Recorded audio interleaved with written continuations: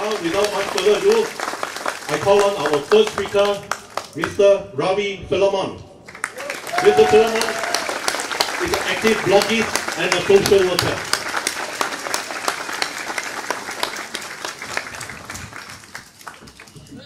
Firstly, I want to thank Gilbert for making that apology. And now let's put that apology into perspective. Yes, he did say something distasteful on his note on his blog, and he apologized for it. But when we put it into perspective, what of the error that was made with the white paper, the people who read Gilbert's blog would be probably a few thousand. The people who read the white paper would be over 5 million people. So that's the perspective for you.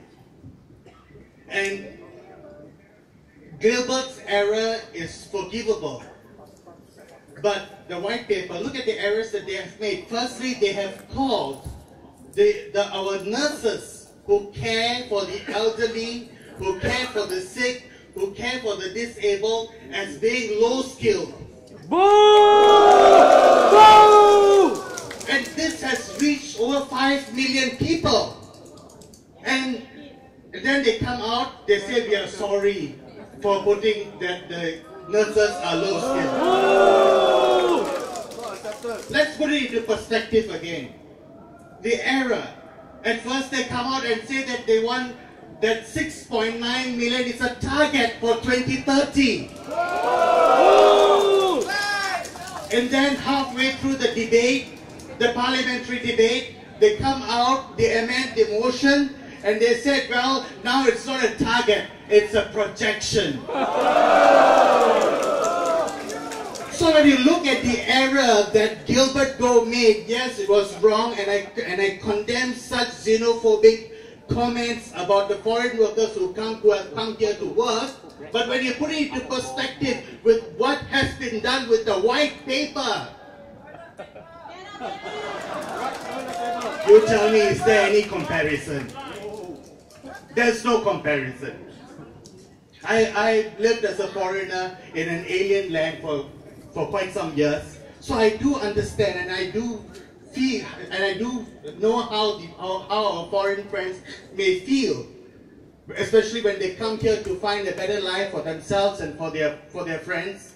You know, it's human nature to go to a foreign land where you think that the grass is greener, you can find a better life for yourselves and for your friends. It's human nature. We can't fault our foreign friends for wanting to have a better life for themselves and for their friends. We should appreciate them. But what's wrong is our lax immigration policy and the PAP government, which has allowed this lax immigration policy to continue not for years, but for decades. Ooh!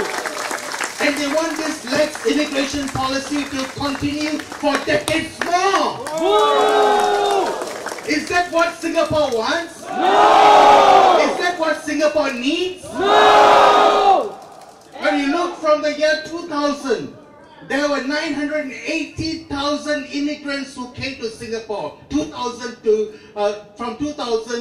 1990 to the year 2000. From 2000 to 2010, there were 1.1 million immigrants who came to Singapore. And now with the white paper, what the white paper wants to do is, from now till 2020, they want to bring in 980,000 more foreigners. And from 2020 to 2030, they want to bring in 920,000 more foreigners. Now I ask you, is that acceptable? To bring in 900,000 to 1 million foreigners every decade, is it acceptable? No! When people see my name, Ravi Philemon, they think that I'm a foreigner. Someone commented on my Facebook when I said something about the 6.9 million. And that person said that I appreciate your comment, but you're a new kid on the block. I want to say here proudly that I'm 4th generation Singaporean.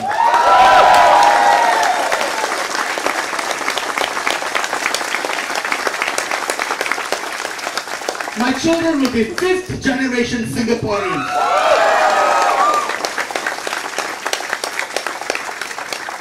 And that is my worry as a Singaporean, as a community worker, and as a father of 2 children. My concern is that, is this the kind of Singapore that we want? Is this the kind of Singapore that we need? No!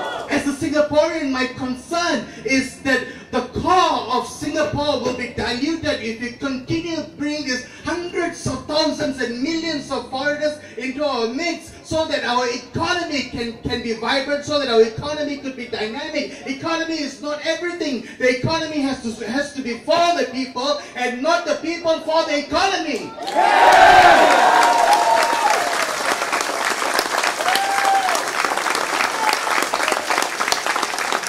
And so if our government has run out of ideas as to how to run the economy, probably they should let someone else take over.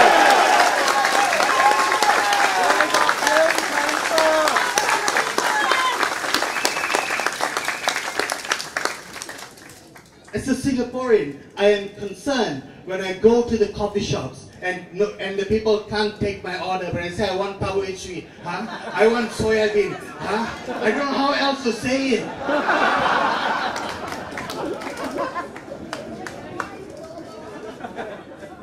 As a community worker, I feel sad for the lower income, even for the middle income, when their salaries get squeezed because of the cheaper, better, faster philosophy of the PAP government. It has disadvantaged a large segment of our community, a large segment of Singaporeans, and by bringing in foreigners and suppressing the wages of our local workers, that is what the lax immigration policy has done. It has stagnated the wages of the lower income and the PMETs.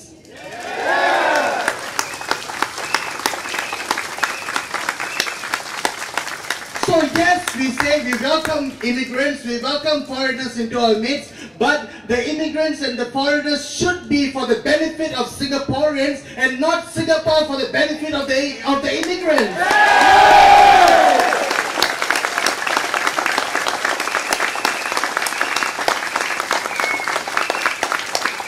And now they say, well, we're just going to build the infrastructure. In a few years' time, we'll reassess if we need to bring in 6.9 million people. Let me ask you this. Let me ask you this. Would you build so many HDB flats?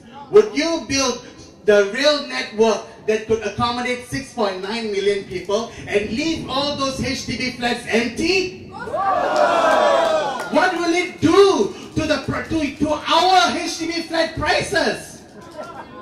It'll drop. It's going to drop. There are no private transport operators who are going to run the rail network when it's going to be empty most of the time. We don't have a stupid government. They know that when they up the infrastructure, they have to bring in the people to keep the infrastructure going and growing.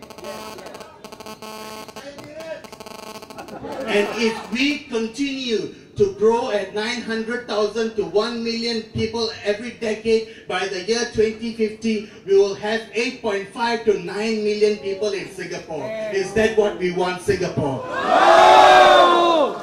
I will still be alive in 2050. I'll be a very old man, but I'll still be alive. I don't want 8 million or 9 million in Singapore in 2050. I tell you why I am very afraid as a parent. Every decade that the PAP government has brought in 900,000 to 1 million people into Singapore, the TFR, the total fertility rate, has kept dropping. And today it stands at 1.2. I'm afraid that my children, for whom the world is wide open, I have 2 fears as a parent. That for my children for whom the world is wide open, that they will go somewhere to study or to work, and they will not come back because they don't want to come back to a denser Singapore, a Singapore that's overpopulated.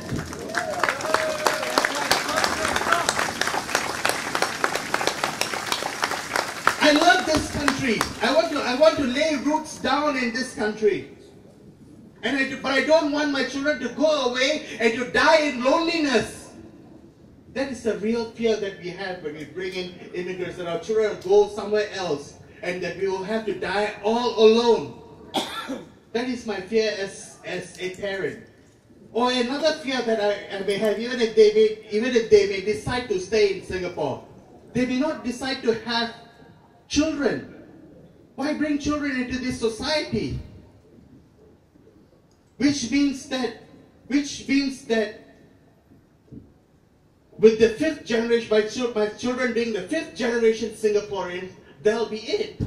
There'll be no one else to continue the Philemons after the fifth generation. That is my fear as a parent. So as a Singaporean, as a community worker, and as a parent, my fears are this, and I will say no to 6.9 million people, and I will say no to the white people.